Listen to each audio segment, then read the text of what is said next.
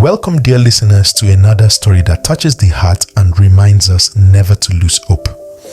Today we share a tale called The Last Leaf, a story about friendship, art, and the courage that blooms even in the coldest winter. It's a story that teaches us sometimes a single act of kindness can bring someone back to life.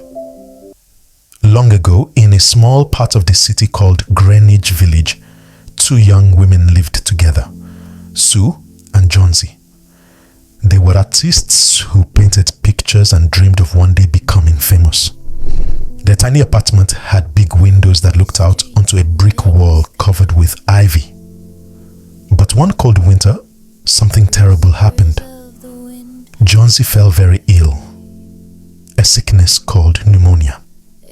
The doctor came and went, shaking his head. Sue sat by her bed, holding her hand. "You'll be better soon," Sue whispered. But Jonesy only looked out the window and said, "When the last leaf falls from that vine, I shall go too." Sue tried to laugh, but her heart ached. Every day, more leaves fell from the vine.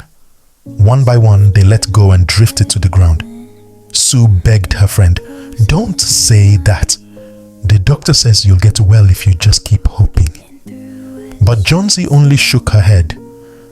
"There are only 5 leaves left now," she whispered.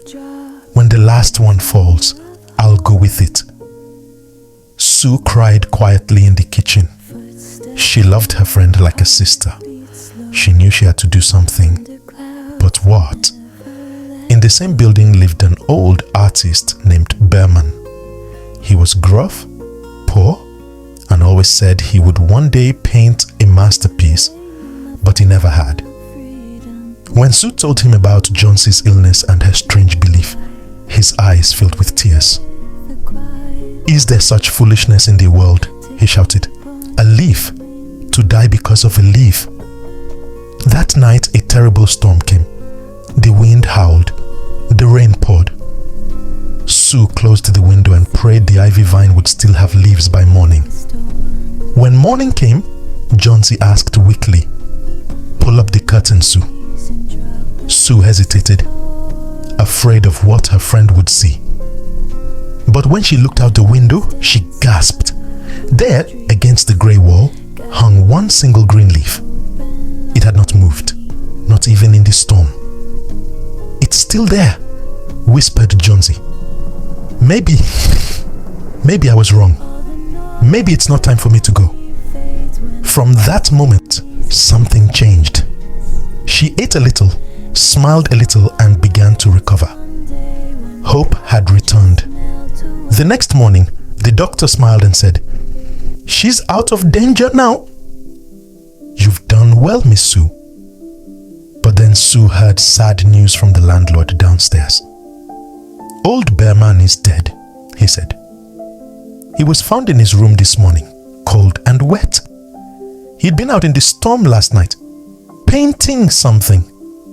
Sue ran upstairs and looked at the ivy vine, her eyes filled with tears.